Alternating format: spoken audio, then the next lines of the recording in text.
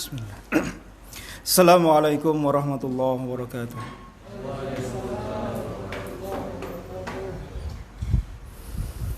Innal hamdalillah nahmaduhu wa nasta'inuhu wa nastaghfiruh wa na'udzu billahi min shururi anfusina wa sayyiati a'malina may yahdihillahu fala mudhillalah wa may yudlil fala hadiyalah.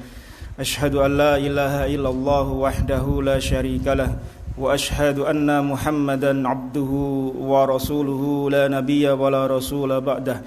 Allahumma salli wa sallim ala nabiyyina Muhammad wa ala alihi wa sahbihi wa man tabi'ahum bi ihsanin ila yaumil qiyamah. Ya ayyuhallazina amanu taqullaha haqqa tuqatih wa la tamutunna illa wa antum muslimun. Ya ayyuhan nasu taqu rabbakumul ladzi khalaqakum min nafsin wahidah wa khalaqa minha zawjaha wa batha minhuma rijalan katsiran wa nisaa'a wattaqullaha alladzi tasaaluna bihi wal arham innallaha kana 'alaikum raqiba. Ya ayyuhalladzina amanu taqullaha wa qulu qawlan sadida yuslih lakum a'malakum wa yaghfir lakum dzunubakum wa may yuti'illaha wa rasulahu faqad faza fawzan 'azima. Amma ba'du, fa inna asdaqal hadisi kitabullah wa khairul hadi hadi Muhammad sallallahu alaihi wasallam wa syarrul umuri muhdatsatuha wa kullu muhdatsatin bid'ah wa kullu bid'atin dhalalah wa kullu dhalalatin finnar. Ma'asyiral muslimin rahimani wa rahimakumullah. Bapak Ibu sekalian, jamaah salat subuh yang semoga Allah tabarak ta'ala memuliakan kita. Segala puji bagi Allah yang telah memberikan kepada kita nikmat-nikmatnya, yang telah memberikan kita berbagai macam kemudahan-kemudahan, hingga kemudian amal-amal saleh bisa kita laksanakan. Di antaranya kita bisa hadir di majelis yang mulia ini dengan niat untuk mencari ridha Allah Subhanahu wa taala. Mudah-mudahan amal kita di pagi memulai kita aktivitas ini untuk mendapatkan pahala di sisi Allah Subhanahu wa taala diganjar dengan sebaik-baiknya pahala di sisi Allah Subhanahu wa taala. Salam dan salawat untuk Nabi kita yang mulia Rasulullah sallallahu alaihi wasallam beserta keluarga beliau, para sahabat serta seluruh kaum muslimin yang mengikuti jejak Nabi kita dengan baik dan benar hingga yaumul qiyamah. Jamaah sekalian yang dimuliakan oleh Allah Subhanahu wa taala, syariat Islam yang Allah turunkan lewat lisan Nabi-Nya sallallahu alaihi wasallam telah mengandung kesempurnaan yang paripurna. Seluruh syariat Islam, baik yang datang berupa perintah maupun yang datang berupa larangan, semua mengandung kemaslahatan. Apa yang diperintahkan oleh Allah Subhanahu wa taala pasti mengandung kebaikan-kebaikan baik di dunia maupun di akhirat. Dan apa yang dilarang oleh Allah Subhanahu wa taala dan Rasulnya pasti akan ada kemudaratan jika kita menerjangnya baik di dunia maupun di akhirat. Maka di antara kesempurnaan agama kita, sebagaimana yang disebutkan dalam beberapa hadis yang menunjukkan tentang Islam ini telah paripurna. Islam ini dengan berbagai macam syariatnya telah mengatur kehidupan baik di dunia maupun di akhirat, dari yang kecil sampai yang besar.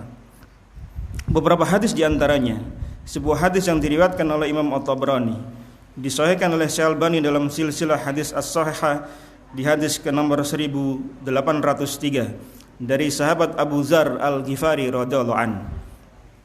Qal tarakana Rasulullah sallallahu alaihi wasallam wa ma ta'irun yuqallibu janahaihi fil hawa'i illa wa huwa yadhkuruna minhu ilman.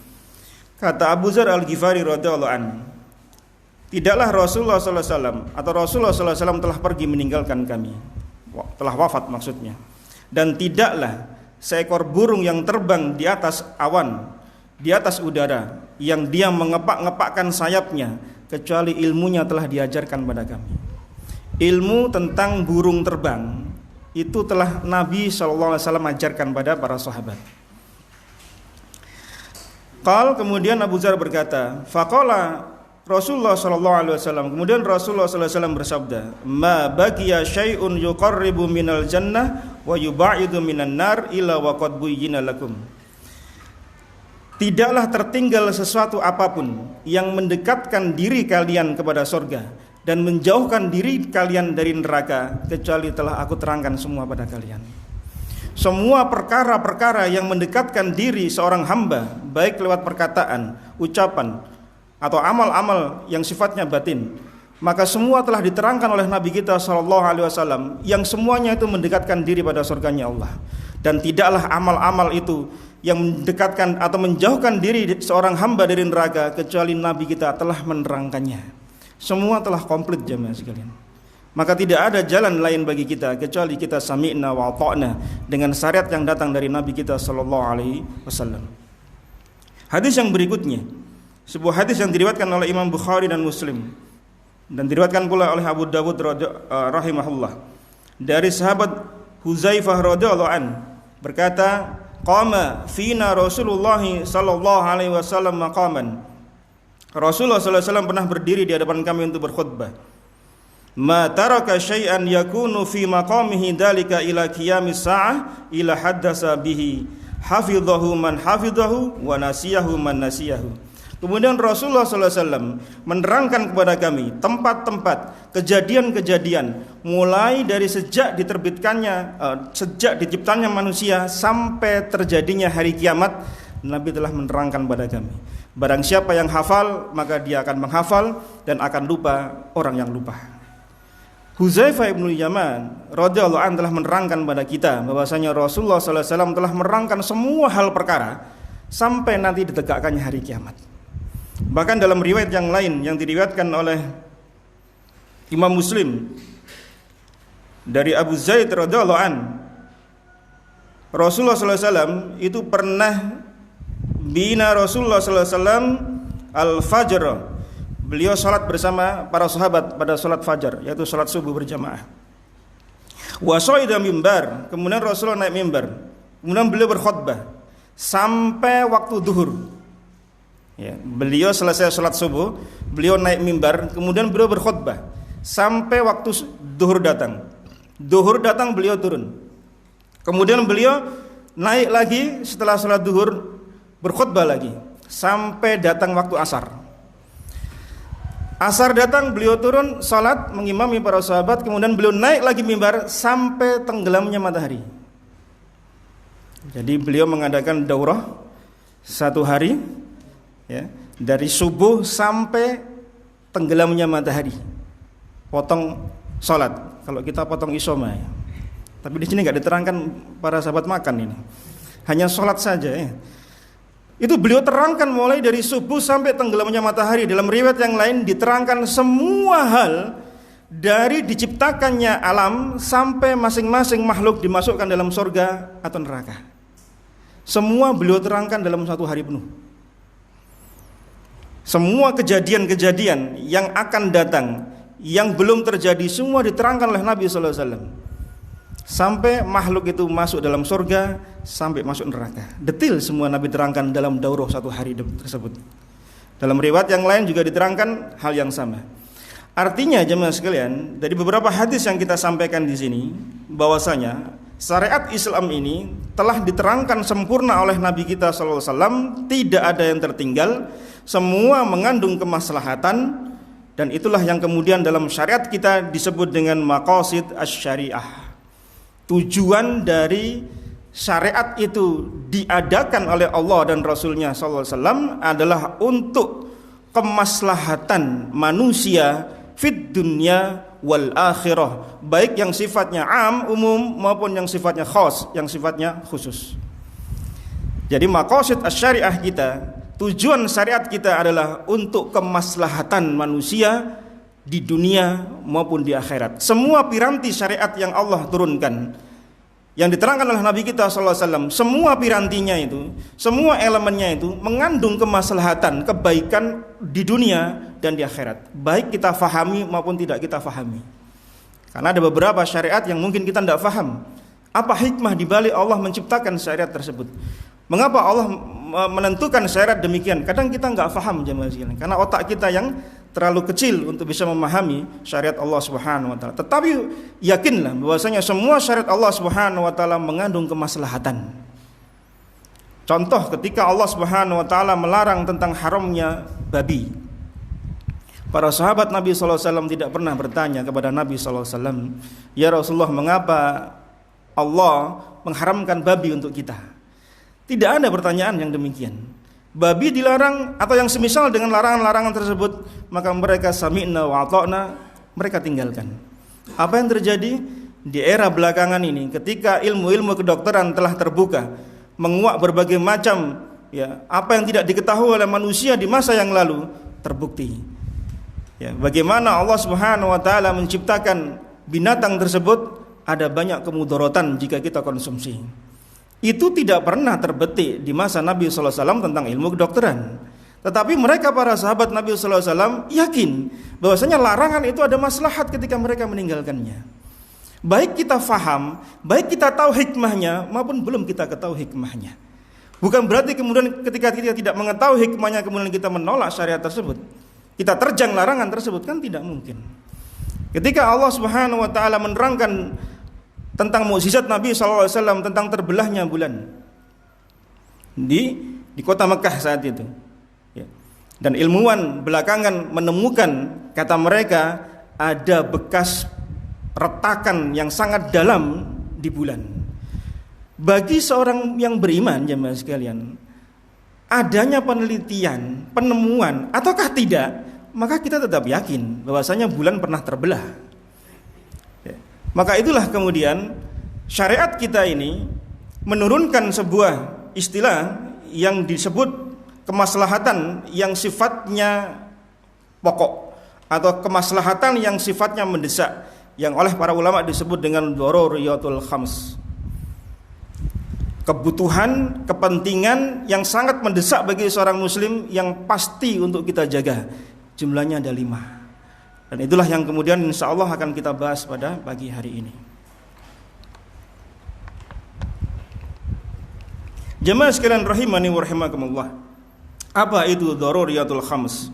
Yaitu kebutuhan mendasar seorang muslim yang semestinya kita jaga untuk keberlangsungan hidup kita, baik di dunia maupun di akhirat. Kebutuhan mendasar seorang muslim yang hendaknya kita jaga untuk keberlangsungan hidup kita atau kebahagiaan hidup kita fid dunya wal akhirah. Itulah yang kemudian oleh para ulama disebut dengan daruriyatul khams. 5 kebutuhan dasar, karena di sana ada kebutuhan yang sifatnya tidak dasar, yang tidak mendesak, maka inilah yang akan kita bahas. Apa saja itu? Yaitu perkara din yang harus kita jaga, agama kita. Yang kedua soal akal. Yang ketiga adalah masalah keturunan atau kehormatan. Yang keempat adalah masalah harta. Dan yang kelima adalah jiwa, nyawa. Inilah 5 kebutuhan yang wajib untuk kita jaga agar keberlangsungan hidup manusia, seorang muslim terutama, bisa bahagia fid dunya wal akhirah. Apa itu yang pertama? Yaitu hifzuddin, menjaga agama.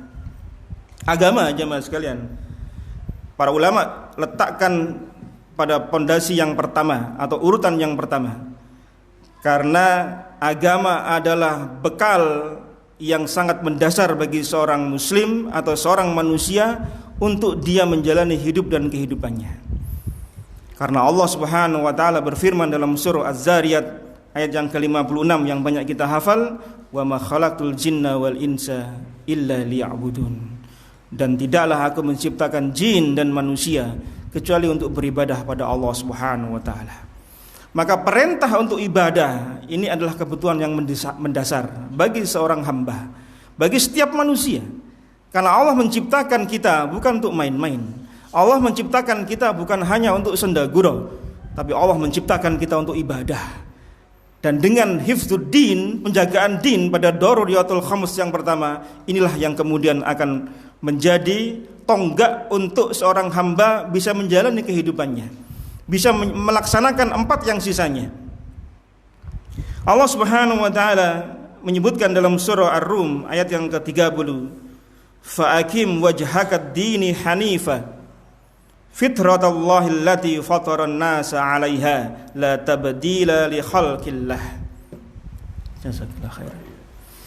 Maka hadapkanlah wajah kalian dengan lurus kepada agama Islam sesuai dengan fitrah. Jadi fitrahnya manusia jemaah sekalian. Karena Allah menciptakan kita untuk beribadah pada Allah, maka fitrahnya kita ini beribadah pada Allah. Ini fitrahnya manusia. Maka Allah dengan piranti yang pertama ini, yaitu hifdzuddin, menjaga din, ingin menjaga fitrahnya manusia agar tetap lurus. Supaya fitrahnya manusia beribadah pada Allah tetap terjaga. Bisa dipahami? Karena fitrahnya manusia itu Allah ciptakan untuk beribadah. Dan semua manusia itu fitrahnya itu menghadap pada Allah Subhanahu wa taala. Fitrahnya ada kecenderungan pada Allah Subhanahu wa taala. Maka ini dijaga. Jangan sampai kemudian dia berpaling. Jangan sampai dia kemudian keluar dari agama yang fitrah ini. Maka Allah turunkan berbagai macam syariat agar bisa terjaganya poin yang pertama ini. Apa yang pertama? Allah turunkan para rasul untuk menjaga din, untuk menjaga hanifnya fitrah manusia, yaitu dia beribadah pada Allah Subhanahu wa taala. Maka Allah turunkan para rasul. Yang salah satu fungsi para rasul tersebut Allah sebutkan dalam surah An-Nisa ayat 165.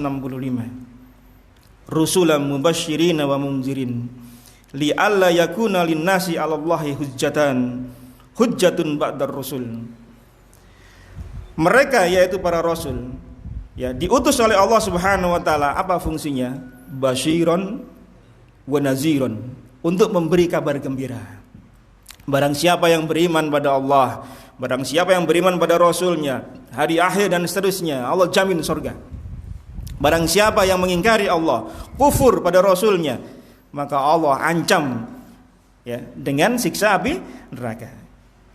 Apa tujuannya? Para Rasul memberikan mubasyiran wa nudhiran, kabar gembira dan ancaman. Jadi tidak hanya memberikan kabar gembira, ini enak, ini masuk surga, tapi juga memberikan ancaman. Li'alla yakuna linnasi 'alallahi hujjah, agar manusia nanti tidak membantah Allah Subhanahu wa taala setelah diturunkannya para rasul. Supaya manusia nanti tidak beralasan di hadapan Allah, di pengadilannya Allah Subhanahu wa taala, ya Allah, saya enggak ada yang ingatkan saya. Saya enggak ada yang menyeru saya untuk menyembah Engkau. Saya enggak ada yang menyeru pada saya untuk menjauhi berbagai macam sesembahan-sesembahan selain Engkau. Supaya enggak ada alasan seperti itu, jemaah sekalian. Supaya enggak ada hujah lagi manusia kemudian membantah di hadapan Allah Subhanahu wa taala. Karena para rasul Allah utus untuk membimbing umat agar terjaga dinnya, agar terjaga hanifnya fitrah mereka beribadah pada Allah Subhanahu wa taala. Ini salah satu fungsi para rasul. Dan Allah Subhanahu wa taala senantiasa mengaitkan rasul yang satu dengan rasul yang lain dengan visi misi yang sama. Apa misi-misi mereka? Dalam surah An-Nahl salah satunya dalam ayat yang ke-36. Walaqad ba'asna fi kulli ummatin rasulan ani'budullaha wajtanibut taghut. Semua para rasul sejak Nabiullah Nuh alaihissalam sampai nabi kita Rasulullah Muhammad sallallahu alaihi wasallam, visi misi mereka sama. Apa? Memerintahkan untuk hamba, untuk umat-umatnya, ani'budullaha wajtanibut taghut.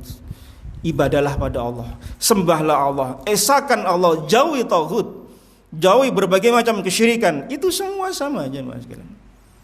Maka yang demikian apa fungsinya? Agar din ini terjaga, agar fitrahnya manusia ini tetap ibadah pada Allah, tidak mensekutukan Allah Subhanahu wa taala.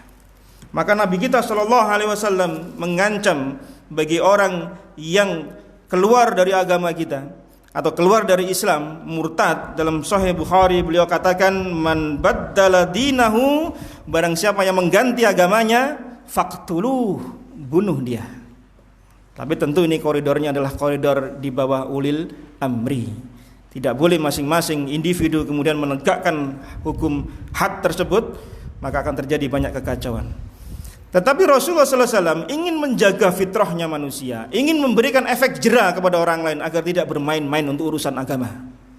Hanya karena urusan ekonomi, hanya urusan masalah kesehatan, ya, kemudian orang berpindah agamanya dengan mudahnya. Di era zaman sekarang, jemaah sekalian, ya, Allah berikan ujian kita dengan pandemi seperti ini. Boleh jadi sebagian kita mungkin agak seret rezekinya, maka sebagian saudara-saudara kita ya terbujuk dengan berbagai macam propaganda orang-orang kafir yang kemudian mereka menjual agama mereka, menukar agama mereka hanya untuk urusan dunia. Menukar agama Allah, menukar akhirat dengan urusan dunia yang sepele, jemaah sekalian. Maka kalau ini diterapkan, insya Allah orang akan terjaga fitrahnya. Karena Nabi kita SAW mengancam, man baddala dinahu faqtuluh, bunuhlah dia. Nah, termasuk pembunuhan yang diperbolehkan dalam Islam, ya, karena membunuh seorang muslim itu diharamkan oleh Allah Subhanahu wa taala, tetapi di sana ada pembunuhan yang diperbolehkan, salah satunya adalah orang yang murtad dari agama. Tapi tentu kembali kita garis bawahi, ini di bawah koridor ulil amri. Ya, pemerintah, kaum muslimin tidak boleh masing-masing individu, masing-masing komunitas, masing-masing kelompok masyarakat menerapkan hal yang demikian. Jamaah sekalian yang dimuliakan oleh Allah Subhanahu wa taala. Kemudian dalam sebuah hadis yang diriwayatkan oleh Imam Bukhari yang berkaitan dengan nyawa seorang muslim yang boleh untuk ditumpahkan, la yahillu damun imri'in muslimin illa bi ihda salasin, tidak halal darah seorang muslim ditumpahkan kecuali 3. Apa kata beliau? An-nafsu bin nafsi, yaitu jiwa dengan jiwa, kisos. Ya, di sana pembunuhan dengan kisos. Orang yang mengkisos, ya, al-guju yang mengkisos itu tidak berdosa. Justru orang yang mengkisos, ya, al-gujunya itu diberi pahala. Karena dia telah menjalankan syariat Allah Subhanahu wa taala di bawah ulil amri. Bahkan dari sisi dunia mereka mendapatkan apa? Gaji, mendapatkan bayaran. Ya. Orang yang mengkisos itu mendapatkan bayaran, bukan malah dihukum. Beda dengan orang pembunuhan yang tanpa hak. Membunuh seorang muslim tanpa hak, Allah ancam dengan 4 perkara. Ya, Allah murka, Allah laknat, ya, Allah masukkan dalam neraka jahanam. Nah, ini adalah pembunuhan yang tanpa hak. Tapi pembunuhan yang dengan hak, yaitu maksudnya apa? Yang ditentukan oleh syariat, salah satunya adalah dengan kisos. Dan orang yang mengkisos tidak akan dihukum oleh syariat, karena dia justru menjalankan syariat Allah Subhanahu wa taala. Yang kedua kata Nabi SAW adalah orang tua yang berzina, yaitu orang yang berzina muhsan.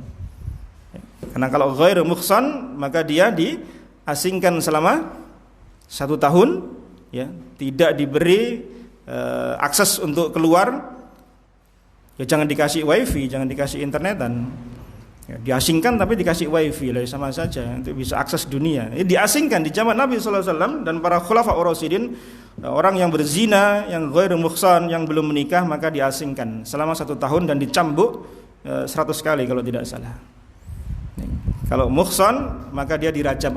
Merajamnya ini, orang yang merajam maka bukan berdosa, ya, karena dia telah menjalankan syariat Allah Subhanahu wa taala. Dan yang ketiga kata Nabi sallallahu alaihi wasallam, yaitu wal mufariqu lidinihi at-tariku lil jamaah, orang yang keluar dari jamaah, ya, yang murtad dari agamanya. Maka ini poinnya yang pertama, yang ketiga itu adalah yang menjadi pembahasan di poin yang pertama ini, yaitu orang yang murtad itu boleh dibunuh. Ini untuk menunjukkan bahwasanya Islam ini menjaga betul agama agar seseorang ini tidak rusak fitrahnya, ya, tidak rusak fitrahnya. Lihat bagaimana seorang anak yang ketika dia ditanya di mana Allah, maka dia serta-merta akan mudah menjawab sambil nunjuk tangannya di atas. Ini fitrah, ya. Disebutkan dalam beberapa kitab oleh para ulama, ketika ada seseorang yang tersesat di hutan sekian lamanya tidak berinteraksi dengan manusia, kemudian ditemukan oleh para pengembara, ya, kemudian ditanya, salah satu pertanyaannya adalah di mana Allah, maka dia menunjuk ke arah atas. Padahal dia sudah sekian lama tidak bertemu dengan manusia, dia berinteraksinya dengan binatang-binatang. Ini untuk menunjukkan apa oleh para ulama, fitrahnya manusia ini hanif, ibadah pada Allah Subhanahu wa taala. Maka ini yang harus kita jaga. Ya, hifdzuddin. Ini yang pertama. Yang kedua, apa yang dijaga? Hifzul aql, menjaga akal. Akal jemaah sekalian merupakan kelebihan yang menjadikan manusia ini berbeda dengan makhluk yang kasat mata lainnya. Allah memberikan kita kelebihan akal. Ini menjadi kelebihan kita dibanding dengan makhluk-makhluk yang lain, binatang, gunung, pohon, dan seterusnya. Yang dengan akal ini kemudian Allah Subhanahu wa taala berikan beban syariat. Kalau tidak berakal kan nggak mungkin dikasih beban syariat. Gunung dikasih syariat, apa syariatnya? Binatang dikasih syariat apa? Nggak ada syariatnya. Karena mereka tidak berakal. Manusia berakal, Allah bebani dengan syariat. Allah Subhanahu wa taala berfirman dalam surah Al-Ahzab ayat yang ke-72. Inna aradnal amanata 'alas samawati wal ardi wal jibal. Sesungguhnya kami telah mengemukakan amanah kepada apa? Langit, bumi dan gunung-gunung. Beban syariat, amanah itu Allah pernah tawarkan kepada langit, Allah tawarkan pada bumi, Allah tawarkan pada gunung-gunung, jemaah sekalian. Lihat betapa besarnya gunung-gunung, betapa perkasanya langit yang di atas sana. Yang kita ini seolah-olah barang kecil, kerdil di hadapan mereka. Tapi kata Allah Subhanahu wa taala, fa abaina ayyahmilnaha wa ashfaqna minha. Maka semuanya ini enggan memikul amanah tadi. Lihat jemaah sekalian, gunung yang sebesar itu dikasih amanah sama Allah itu tidak mampu, tidak kuat. Langit yang demikian luasnya di atas kita, yang menaungi kita ini, mereka tidak mampu menahan amanah, memikul amanah dari Allah Subhanahu wa taala. Karena apa? Khawatir nanti mengkhianati, khawatir nanti tidak mampu. Lihat apa kata Allah Subhanahu wa taala di akhirnya, wa hamalahal insan, amanah itu dibeban oleh manusia. Kita yang lemah ini memikul amanah tersebut. Karena apa? Allah berikan kita akal. Walaupun badan kita lemah dibanding dengan makhluk-makhluk Allah yang sebutkan di awal tadi, langit, bumi, ya, gunung-gunung, tapi mereka tidak berakal. Sementara kita yang lemah ini, yang kata Allah Subhanahu wa taala, innahu kana zaluman jahula. Manusia ini zalim, bodoh lagi. Mau memikul amanah dari Allah Subhanahu wa taala. Kenapa? Karena kita punya akal ya Mas. Kekurangan lemah badan kita, kezaliman kita, kejahilan kita, Allah tutupi dengan Allah berikan akal. Supaya apa? Supaya syariat ini bisa kita kerjakan, bisa kita memahami dalil-dalil, supaya kita bisa merenungi ayat-ayat Allah Subhanahu wa taala, dan itu sarana Allah Subhanahu wa taala agar akal ini bekerja. Tidak hanya sekedar kita diberi akal kemudian ngakali syariat. Ada orang ngakali syariat, ngakali orang-orang yang bodoh, ada. Orang pinter bodohi orang-orang yang bodoh itu ada. Ngakali syariat karena dia pinter, ngakali syariat. Siapa itu? Ciri khasnya orang siapa? Orang Yahudi. Orang Yahud itu suka ngakali syariat.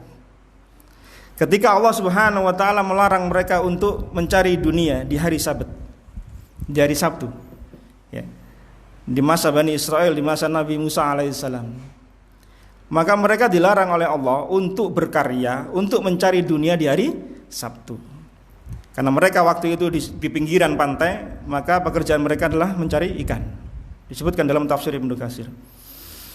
Qadarullah, ujian Allah datang di hari-hari selain Sabtu, ikan ini jarang nongol, jarang memunculkan dirinya di jala, dipancing, ya dapatnya cuma gitu-gitu saja, tidak banyak aja Mas. Justru ketika hari Sabtu yang mereka ini diharuskan untuk masuk ke tempat ibadah mereka, ikan pada muncul semua, kayak nantang, ayo tangkap penanggu. Mereka ngakali syariat. Bagaimana caranya? Jala itu ditebar di Jumat malam, ya, jala ditebar Jumat malam. Seharian Sabtu mereka ibadah, hari Minggunya, Ahadnya mereka ambil semua ikan-ikan tadi.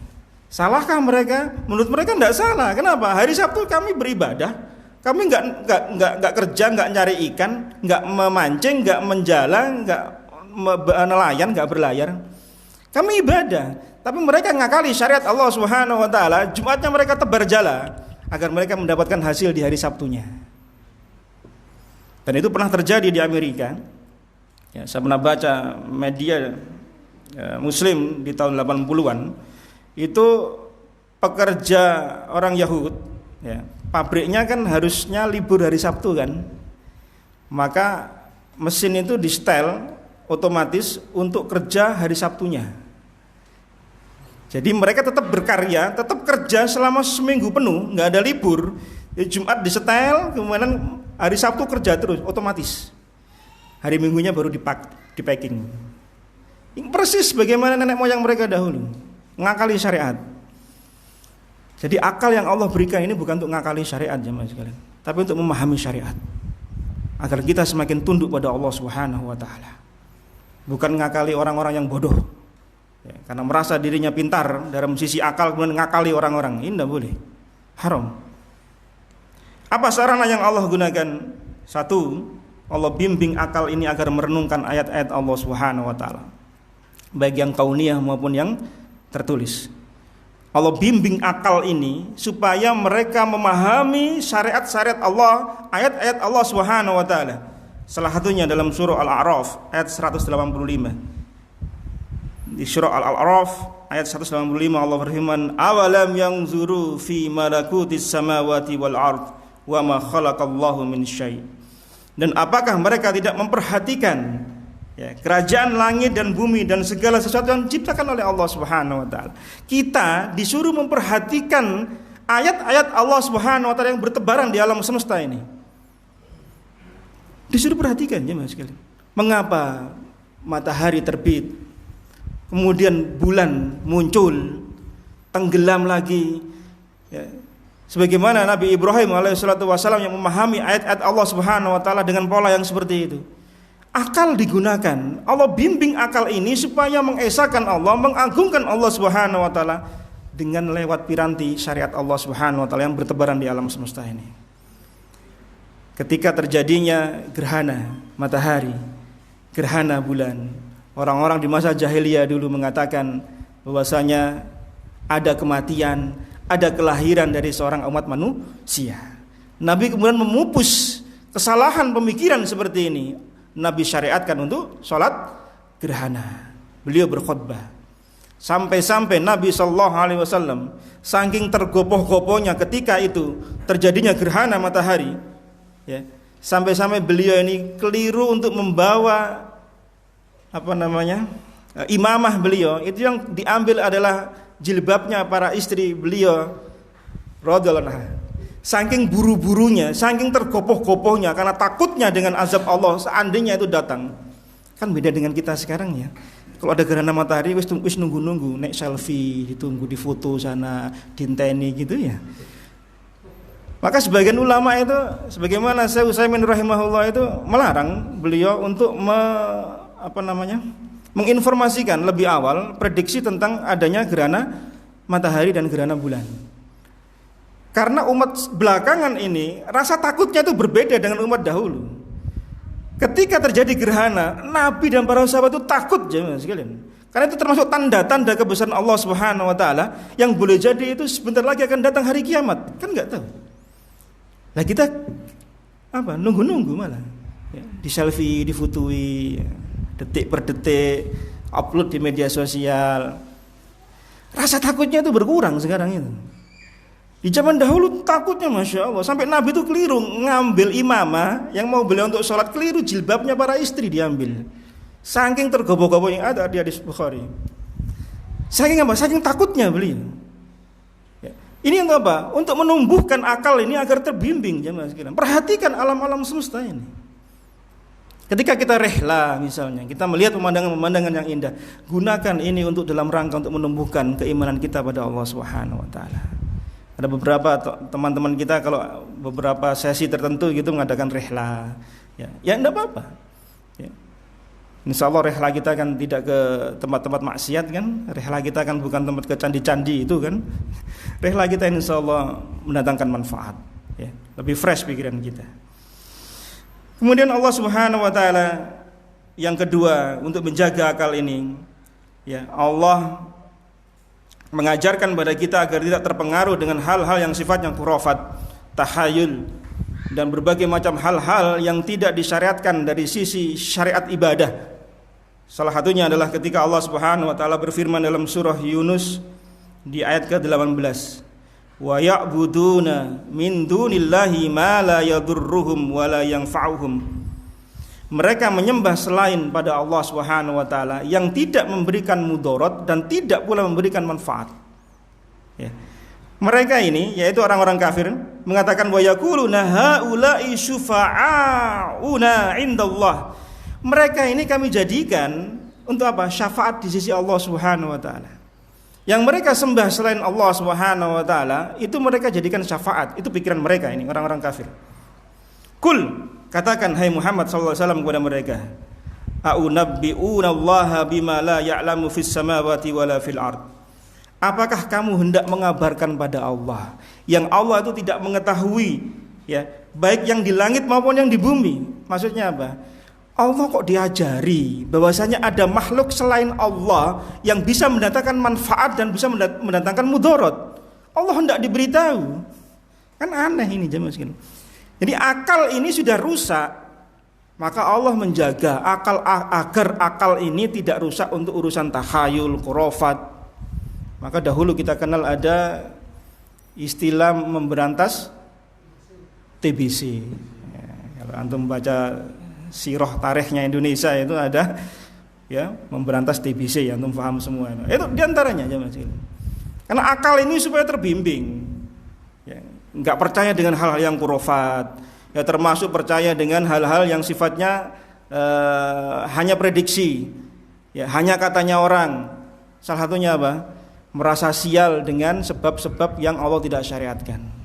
Merasa sial dengan datangnya burung gagak, sial dengan tanggal 13, sial dengan rumah yang sifatnya tusuk sate. Ya, ada tusuk sate ya. Katanya orang Hong Sui itu tusuk sate itu. Rumahnya di pojokan, pertigaan dia di pojokan. Itu namanya tusuk sate. Ya, merasa sial kalau kamar mandi itu menghadap ke arah barat atau timur itu. Ada seperti itu, banyak. Di masyarakat kita banyak. Ya, terutama di daerah Jawa dan Sumatera. Banyak sekali terjadi seperti itu. Pantangan-pantangan yang tidak masuk akal. Salah satu pantangan di daerah Jawa Tengah atau mungkin di daerah kita juga. Seorang gadis itu tidak boleh makan di depan pintu. Kita pernah dengar pantangan seperti itu? Alasannya apa? Oh, alasannya apa? Nggak laku. Padahal menurut saya justru laku. Loh, dia nongol loh. Dia pamer di depan pintu kan orang banyak yang lihat. Itu pamali bahasa Jawa Barat sana. Itu salah satunya itu. Gadis itu tidak boleh makan di depan pintu. Ya, karena nanti akan menjauhkan jodoh dia. Dan itu diamini oleh masyarakat sebagian kita. Anak-anak gadisnya tidak boleh makan di depan pintu. Ya, dari sisi syariat memang nggak bagus gitu ya. Wanita gadis makan depan pintu kalau ya ngalang-ngalangi orang jalan itu namanya itu. Ya, dari syariat mungkin tidak bagus. Tapi pamali seperti itu kan keyakinan. Nah, Islam mengajarkan agar otak kita, akal kita ini berpikir jernih ya sekalian.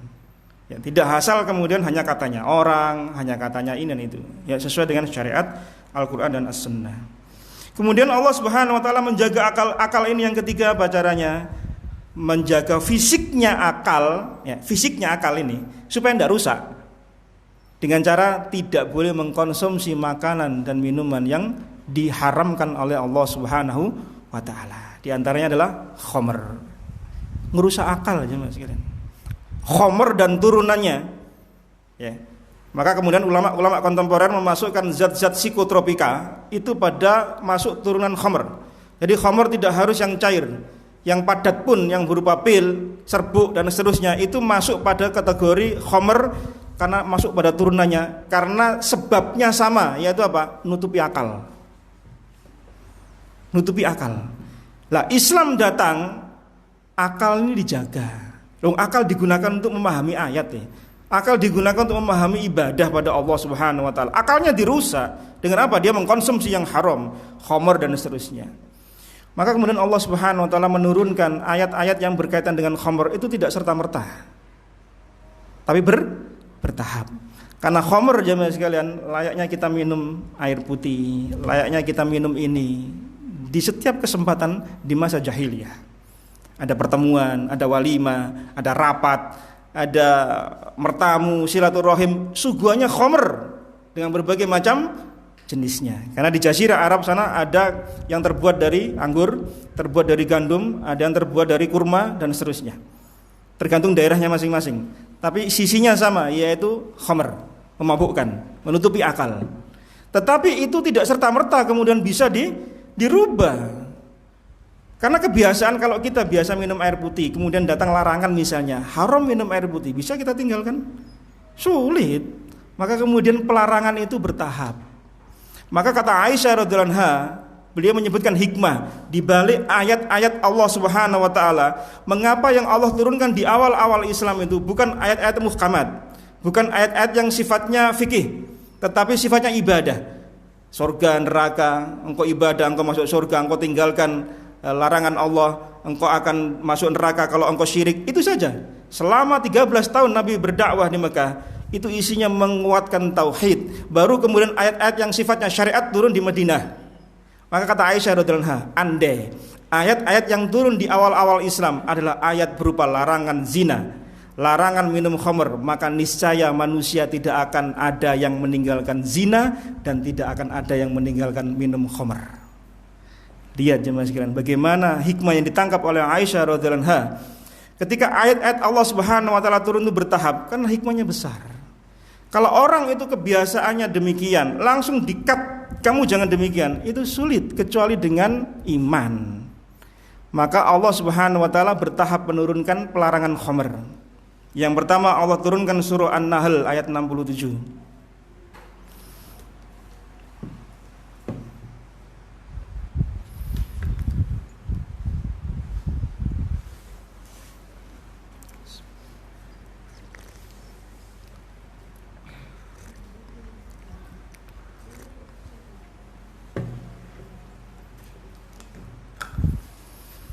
Allah turunkan surah An-Nahl ayat 67. Wa min samaratin nahili wal a'nabi tattakhiduna minhu sakaran wa rizqan hasanan inna fi dzalika laayatan liqaumi ya'qilun.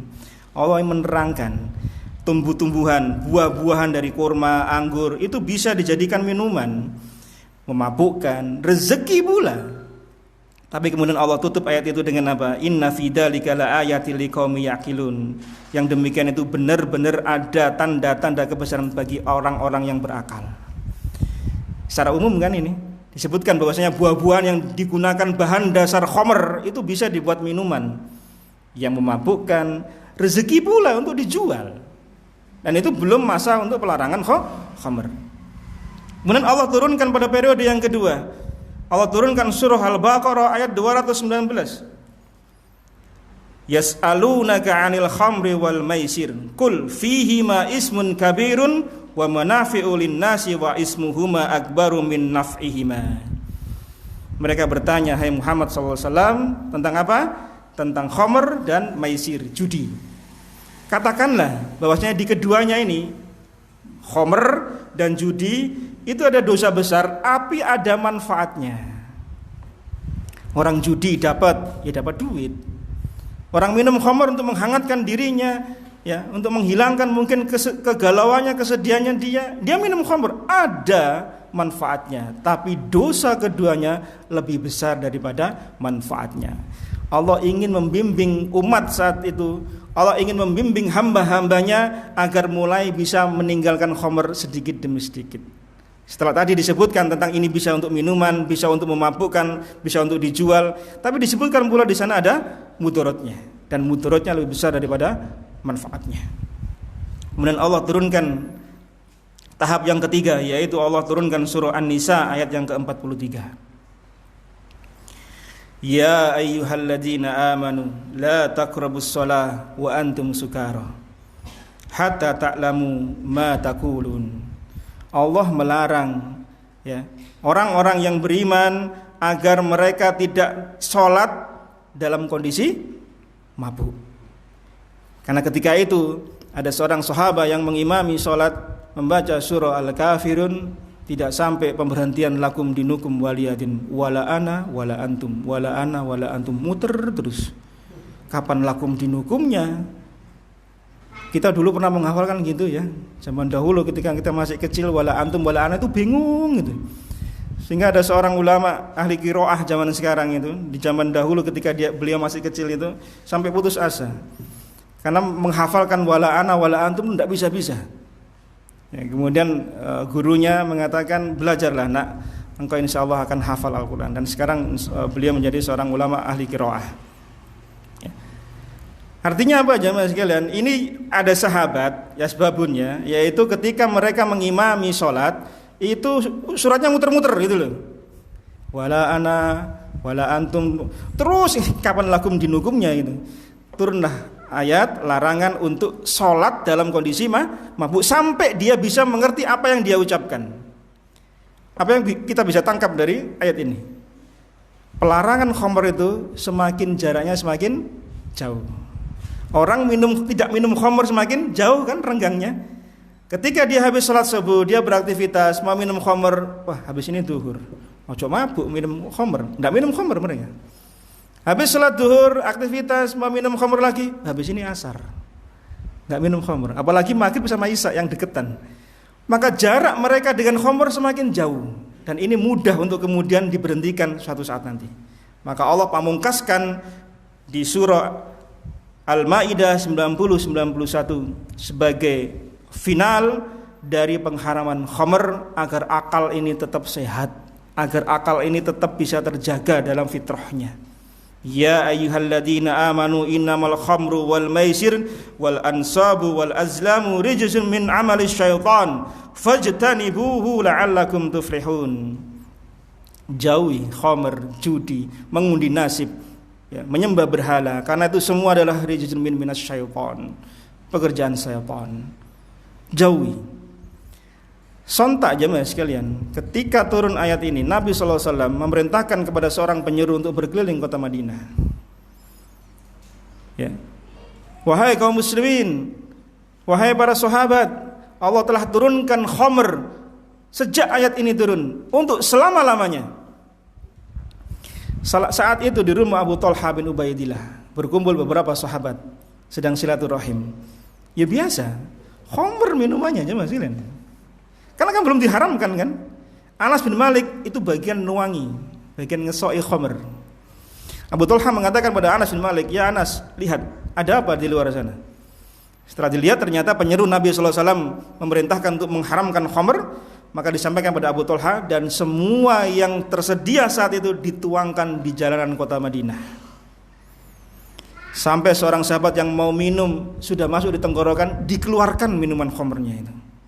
Yang tersimpan gerabah-gerabah, ya, tempat-tempat minuman mereka di rumah-rumah, mereka keluarkan semua. Hingga kata perawi hadis, hari itu jalanan kota Madinah bagaikan aliran sungai khamr.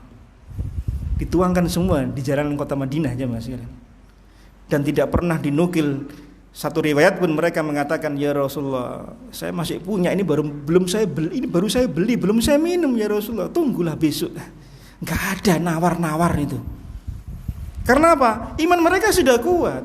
Pemahaman mereka tentang pengharaman khamr sudah sampai finalnya. Sehingga akal ini mudah untuk menerima.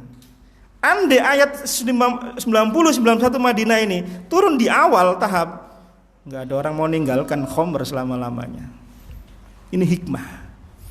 Di antara hikmah berdakwah jamaah sekalian adalah kita bertahap. Dengan siapa saja, termasuk dengan keluarga kita.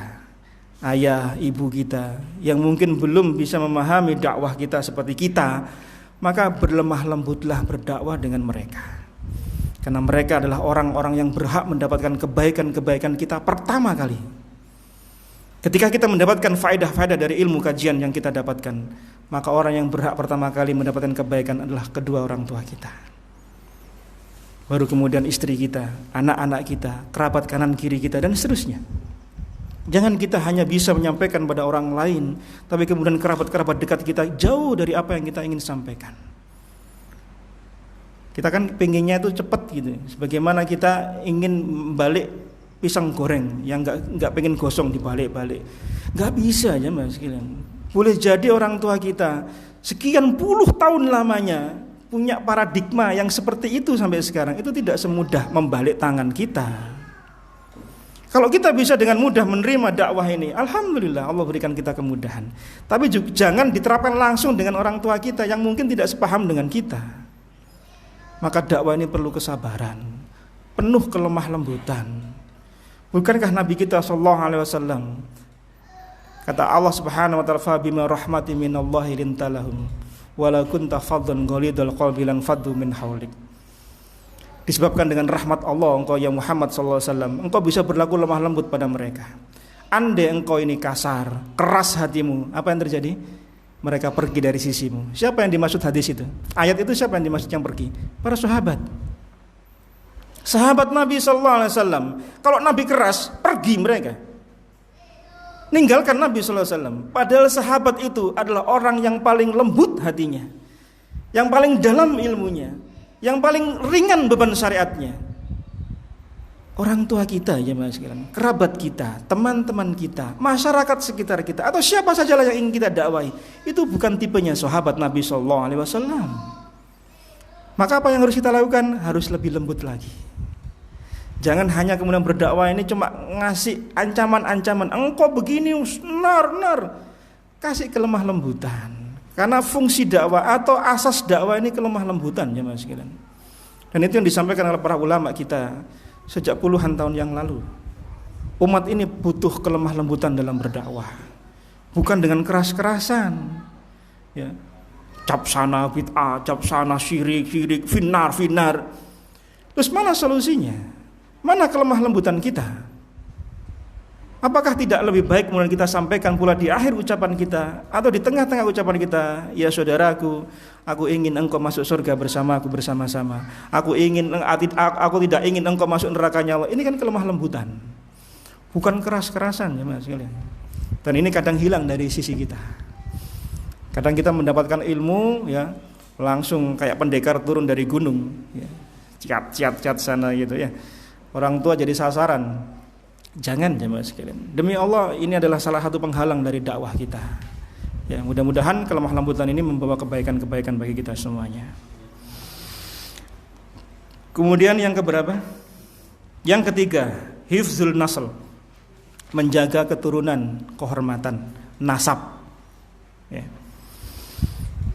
Karena di antara syariat Allah Subhanahu wa taala, daruriyatul khams ini adalah untuk menjaga nasab, menjaga keturunan yang dengannya kemudian manusia meneruskan terah keturunannya. Kan kita tidak ingin berhenti pada diri kita kan? Diri kita, istri kita. Kemudian enggak ada yang melanjutkan kita, enggak ada yang melanjutkan kesolehan kita barangkali, enggak ada yang melanjutkan dakwah estafet kita. Butuh dengan keturunan. Maka Islam menjaga hifzun nasl ini. Apa pirantinya? Yang pertama, Allah perintahkan untuk menikah. Diperintahkan untuk menikah. Baik yang masih bujangan ataupun yang belum punya lebih dari satu. Karena Allah Subhanahu wa taala berfirman, "Fankihu ma thaba lakum minan nisa masna wa sulasa wa ruba'." Dalam surah An-Nisa ayat yang ketiga. Maka kawinilah wanita-wanita itu yang kamu senangi 2, 3 atau 4. Ini kan perintah Allah Subhanahu wa taala. Bagi yang masih bujangan menikah. Karena itu akan bisa menundukkan pandangan kita. Akan bisa menyempurnakan separuh dari agamanya. Maka kemudian Nabi mengatakan bertakwalah di sisa yang selainnya.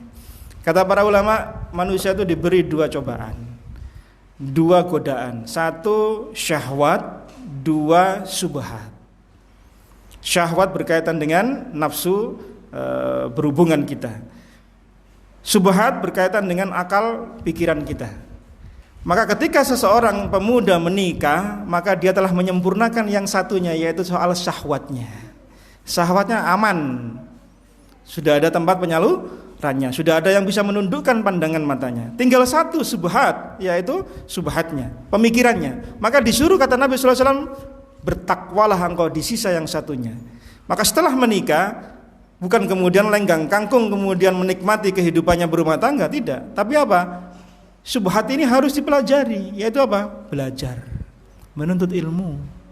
Tidak boleh kemudian setelah menikah kemudian dia nggak menuntut ilmu. Karena justru setelah menikah banyak ilmu yang harus kita aplikasikan dalam kehidupan kita. Ya. Insya Allah untuk bisa pelajari dari ustaz yang lain.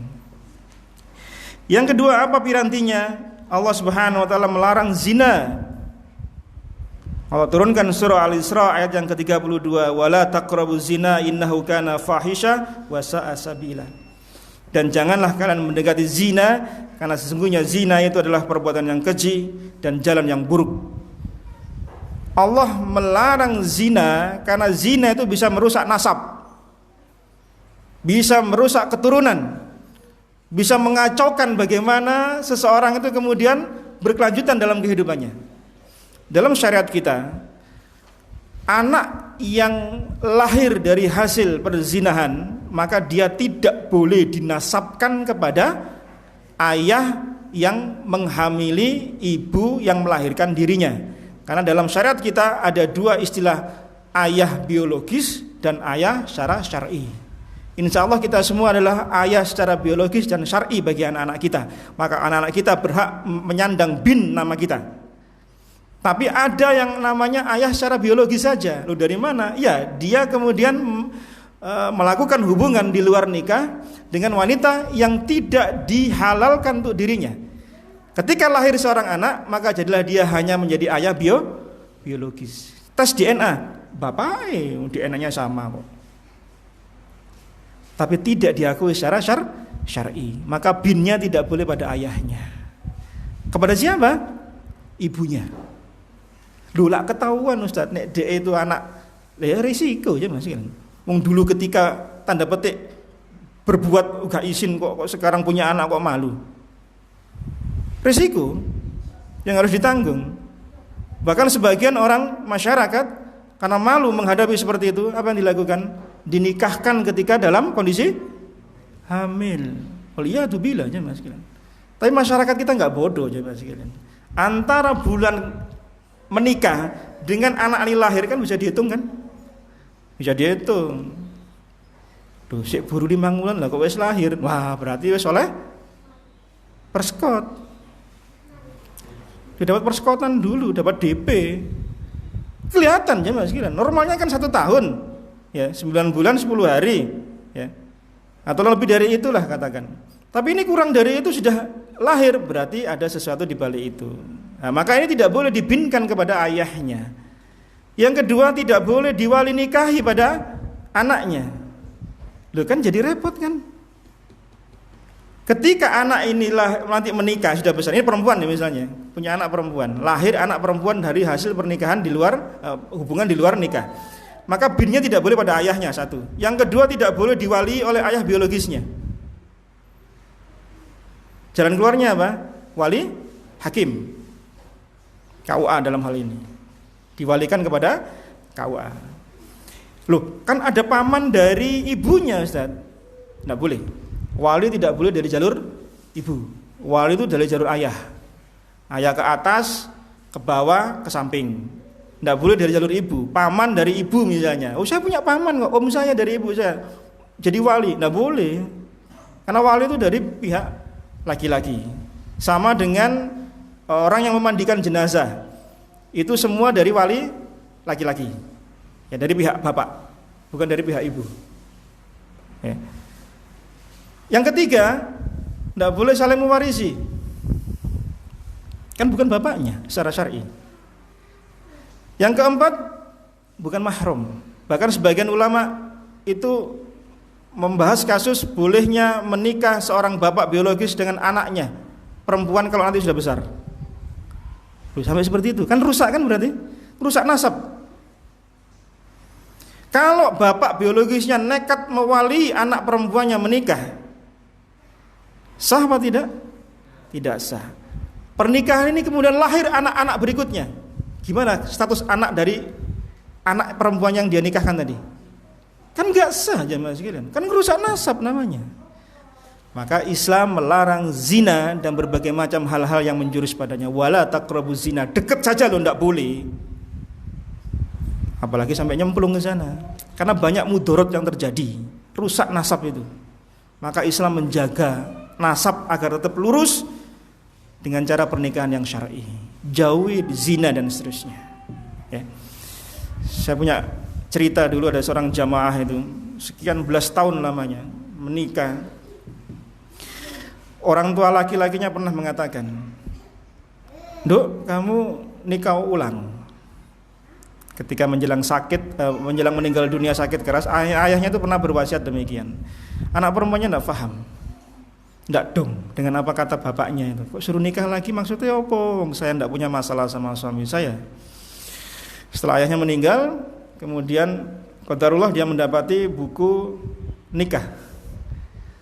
Buku nikah kedua orang tuanya dan akte dia lahir. Dilihat ternyata selisihnya ndak normal. Bisa dipahami ya? Tanggal nikah orang tuanya dengan akte dia lahir kan kelihatan kan? Rentang waktu berapa bulannya kan kelihatan. Dia konfirmasi ke ibunya, ternyata betul. Dahulu dia lahir itu di luar, belum nikah.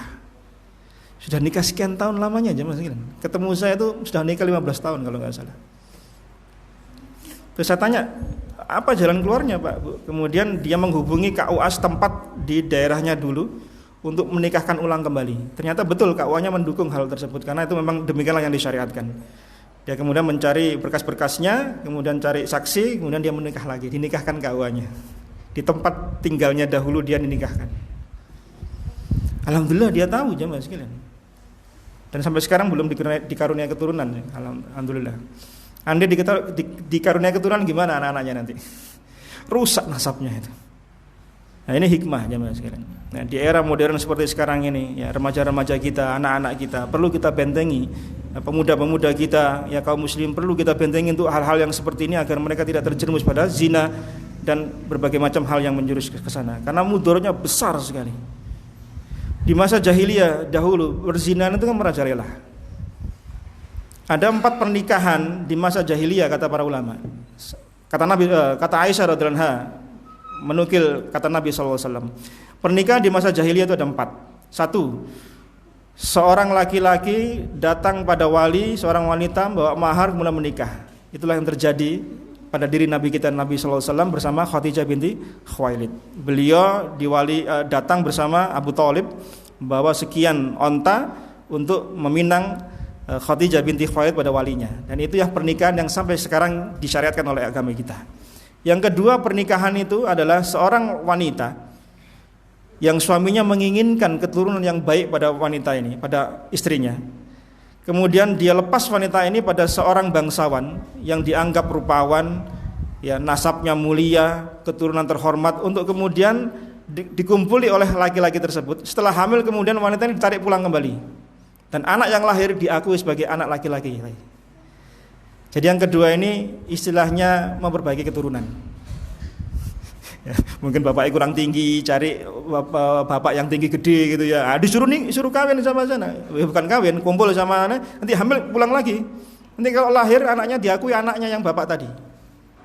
Yang ketiga, seorang wanita berkumpul dengan beberapa laki-laki, ganti, gonta-ganti, kumpul kebo lah. Kemudian hamil. Didatangkan kahin, tukang dukun untuk meramal siapa laki-laki yang menjadi bapak dari anak ini. Tapi ini pesanan dari si wanita barangkali. Jadi yang ditunjuk harus mau jadi bapaknya anak tadi. Walaupun belum tentu dia yang menghamili anak tadi, wanita tadi. Belum tentu janinnya itu dari benihnya dia, belum tentu. Tapi karena ditunjuk harus mau.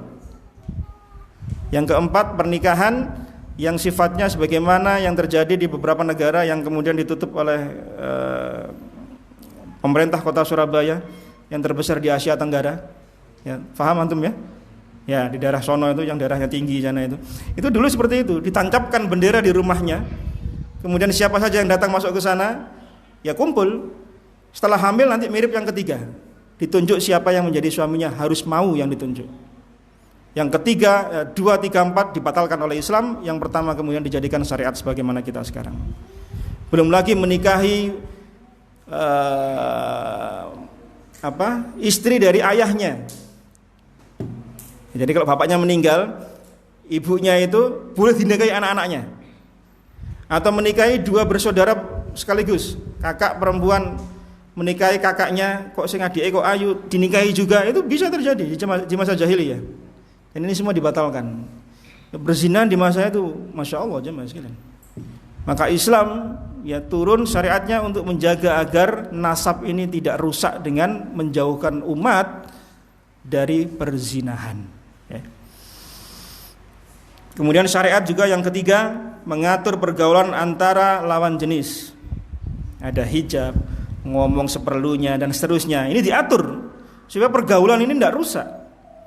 Awal mula zina ya karena pandangan mata, turun ke hati, turun ke tangan, chattingan, kopi darat, kemudian dilegalkan, diiyakan dengan berhubungan. Awalnya kan demikian. Ya, maka hubungan dengan lawan jenis dilarang. Dan syarat yang keempat melarang pula seorang laki-laki meniru wanita, wanita meniru laki-laki. Ini syariat pula. Ya, untuk menjaga agar kehormatan keturunan ini tetap terjaga. Nabi SAW melaknat laki-laki menyerupai wanita, wanita menyerupai laki-laki. Dari sisi-sisi yang khas, pakaian, ya, rambut, perhiasan dan seterusnya itu dilarang. Ya, maka seorang wanita tidak boleh menyerupai laki-laki dari sisi hal yang menjadi ma'ruf miliknya laki-laki. Ya, bercelana, pantalon, ya, rambutnya dipotong pendek kayak laki-laki seperti itu kan kelihatan. Kalau kita lihat di luar kadang-kadang kita bingung ya, wanita atau laki-laki kadang-kadang bingung dari belakang siapa, laki atau perempuan. Begitu balik ternyata mas-mas dipanggil. Saya pernah keliru, demi Allah saya pernah keliru. Ketika beli makanan gitu, saya panggil itu mas.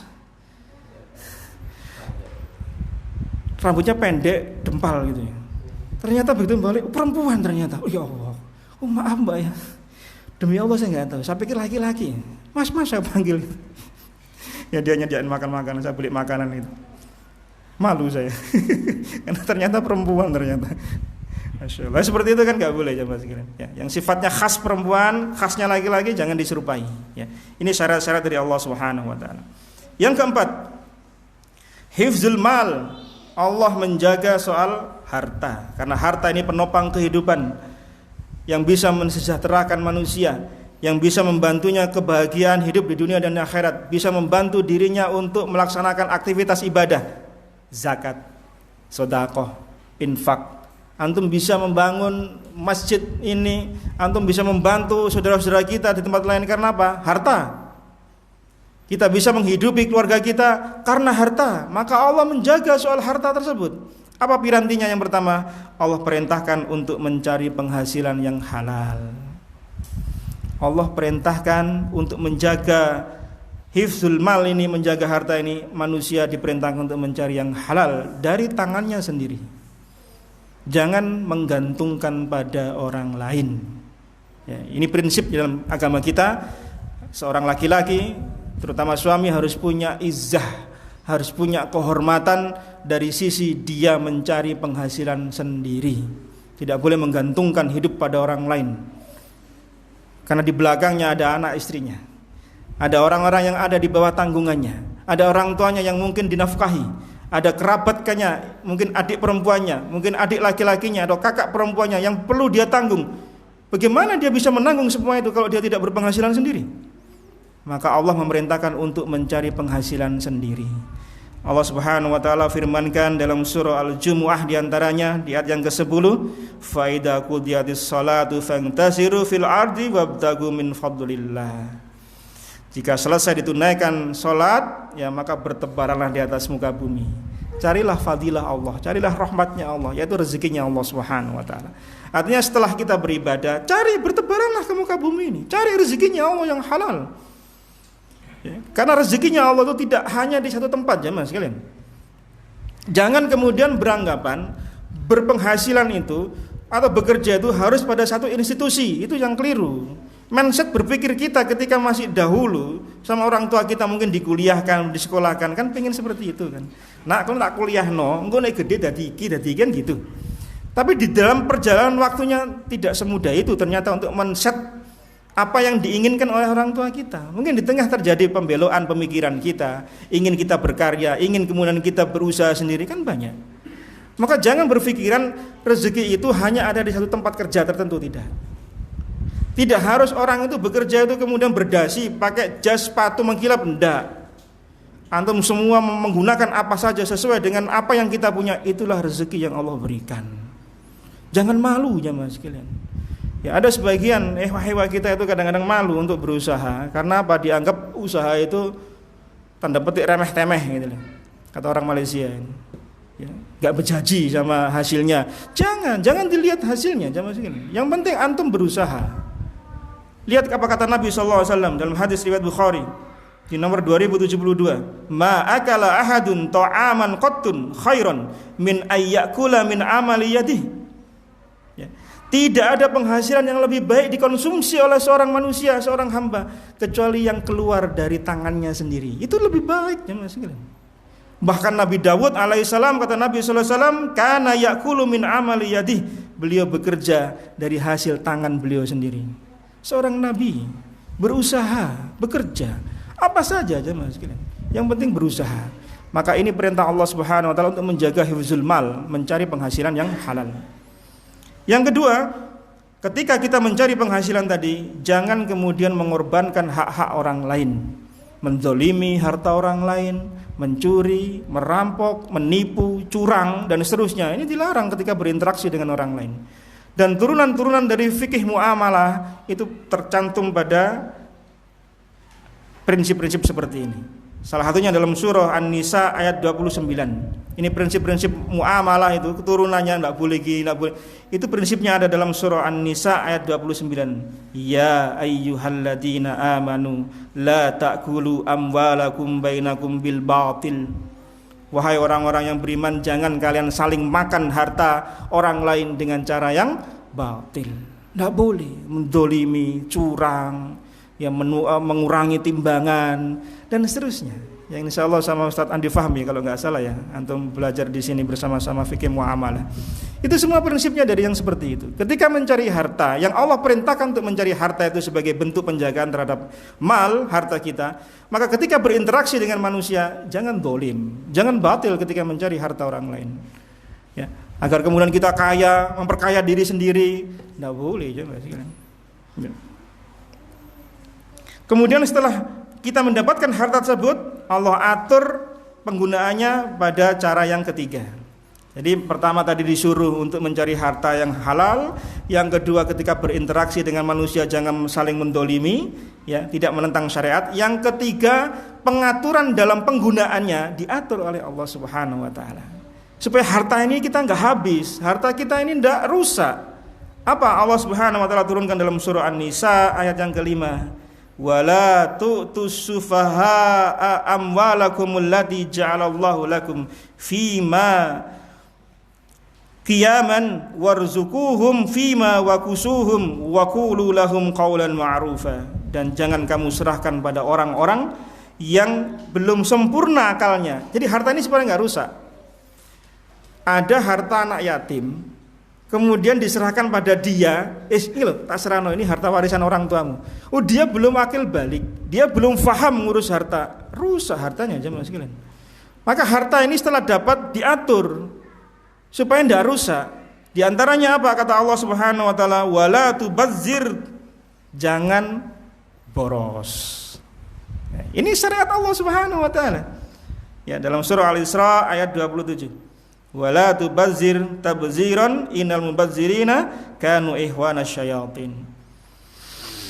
Jangan menghambur-hamburkan harta, boros. Duit-duitku dhewe kok. Aku kerja-kerja dhewe ndak aja Mas. Harta ini milik Allah.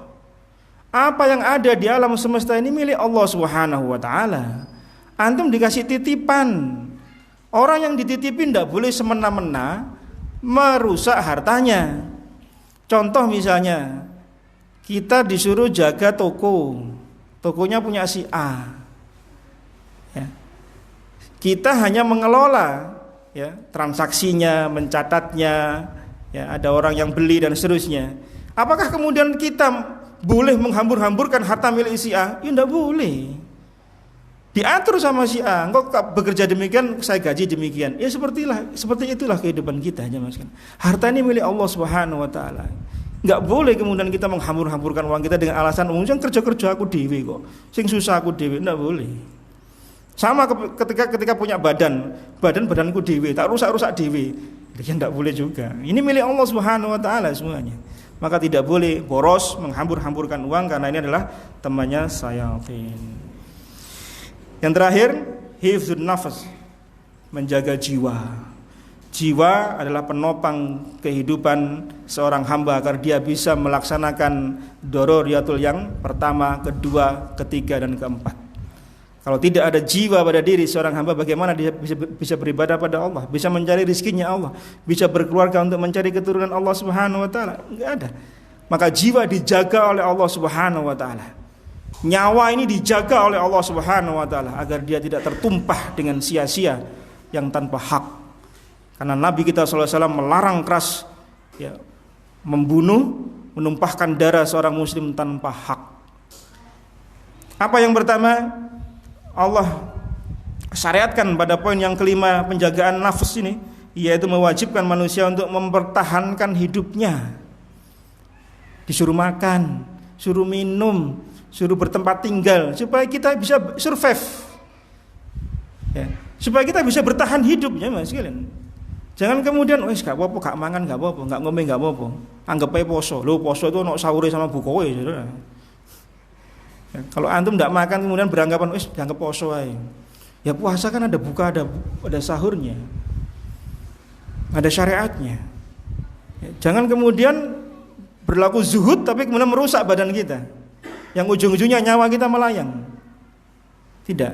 Untuk urusan yang darurat saja Allah memberikan rukhsah kan. Ketika tidak ada makanan yang halal, kemudian kita mendapati hanya makanan yang haram, bolehkah kita makan? Kan boleh, tapi seperlunya saja. Artinya apa? Untuk menyambung hidup, nyawa kita, jiwa kita, Allah berikan pirantinya. Bahkan untuk urusan yang terdesak haram saja Allah bolehkan, asalkan dalam kondisi darurat agar nyawa ini tetap terselamatkan.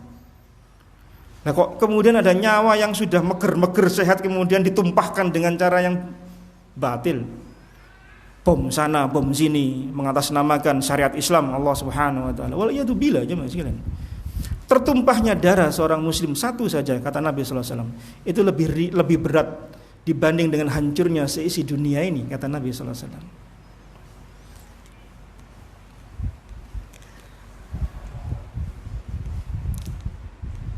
Dalam sebuah hadis yang diriwayatkan oleh Imam Bukhari dan Muslim, ketika Nabi SAW berkhutbah di haji wada beliau bersabda, fa inna dima'akum wa amwalakum wa a'radakum bainakum haramun alaikum kahurmatin yaumikum hada fi syahri hada fi baladikum hada. Sesungguhnya darah kalian, harta kalian, kehormatan kalian itu haram di antara kalian untuk saling ditumpahkan. Sebagaimana haramnya hari ini, bulan ini, di negeri ini. Waktu itu beliau sedang berhaji wada. Jadi di antara kaum muslimin, harta, nyawa, kehormatan itu haram untuk ditumpahkan, jemaah sekalian. Haram untuk dicela kehormatan seorang muslim. Harusnya dia jaga. Nyawa pun demikian, jiwa itu dijaga oleh Allah Subhanahu wa taala agar tidak mudah-mudah menumpahkan darah seorang muslim hanya untuk urusan nagih uang 50.000 kemudian nyawa seorang muslim melayang. Kan sering kita dengar hanya urusan-urusan sepele kemudian nyawa melayang. Kehormatan seorang muslim tidak boleh ditumpahkan. Ini menggugat orang tuanya sekian miliar, datang ke pengadilan. Ini kan bukan menumpahkan darah lagi, ini merusak kehormatan orang tua. Orang tua dipidanakan sampai ke meja hijau. Mana adab anak pada orang tua ya Mas? Ada yang sudah dikuliahkan sampai jadi sarjana, ikut nuntut orang tuanya. Allah takdirkan kemudian dia meninggal dunia. Mungkin balasan dari Allah Subhanahu wa taala. Ya. Tidak boleh ditumpahkan kehormatan, ya, harta, ya, dirusak harta dan nyawa. Kata Nabi SAW dalam hadis riwayat Imam Nasai nomor 3988, qatlul mu'min a'dhamu indallahi min zawalid dunya. Ya, kata Nabi SAW, terbunuhnya seorang muslim itu lebih besar daripada hancurnya dunia di sisi Allah Subhanahu wa taala. Bahkan dalam riwayat yang lain kata Nabi SAW, hancurnya Ka'bah itu lebih ringan di sisi Allah daripada tertumpahnya darah seorang muslim. Ka'bah yang kita gunakan untuk tawaf, yang kita cium untuk hajar aswadnya, yang kita jadikan patokan untuk kiblat kita, itu hancur. Itu di sisi Allah ringan itu, daripada seorang muslim tertumpah darahnya tanpa hak. Maka tidak masuk akal yang kemudian dikatakan Islam ini adalah Islam agama teroris, Islam agama radikal. Tidak masuk akal, tidak masuk nalar. Karena hadis-hadis Nabi SAW, syariat Islam, ayat-ayat Allah Subhanahu wa taala melarang keras orang menumpahkan darah seorang muslim. Bahkan darahnya orang kafir pun, yang tidak kafir harbi pun juga haram untuk ditumpahkan kan. Mendolimi mereka kan tidak boleh. Kan ada 4 pembagian kafir kata Ibnu Qayyim Al-Jauzi. Kafir harbi yang memerangi kita secara ofensif, kemudian kafir zimmi, kafir yang hidup di tengah-tengah kaum muslimin, yang hidup membayar pajak, membayar upeti, kemudian kafir mu'ahad, kafir yang meminta suaka politik ya di negeri kaum muslimin, dan kafir musta'man, kafir yang dilindungi, yang dia datang ke negeri kaum muslimin. Ini tidak boleh ditumpahkan, tidak boleh didolimi. Apalagi nyawa seorang muslim, nyawa seorang mukmin, kan tidak masuk akal kemudian. Ya, Islam dikatakan agama teroris, agama radikal, agama keras. Tidak, demi Allah jemaah sekalian, Islam ini agama rahmatan lil alamin. Salah satu oknum bukan menjadi menggeneril bahwasanya itu syariat Islam, tidak. Ya, mari kita tunjukkan tentang rahmatnya Islam ini kepada sesama kita, ya, agar kemudian dakwah ini bisa kita sebarkan lebih banyak lagi dan memberi manfaat pada orang lain. Demikian jemaah sekalian rahimani wa rahimakumullah, 5 hal yang semestinya kita jaga, yang kemudian syariat Islam datang untuk memandu kita agar 5 hal yang menjadi kebutuhan dasar kita ini bisa kita jalankan agar kita bisa meraih kehidupan kebahagiaan fid dunya wal akhirah. Allahu a'lam bishawab. Ini yang bisa kita sampaikan, mudah-mudahan bermanfaat untuk kita semuanya. Saya tutup dengan doa, atau ada yang ingin ditanyakan?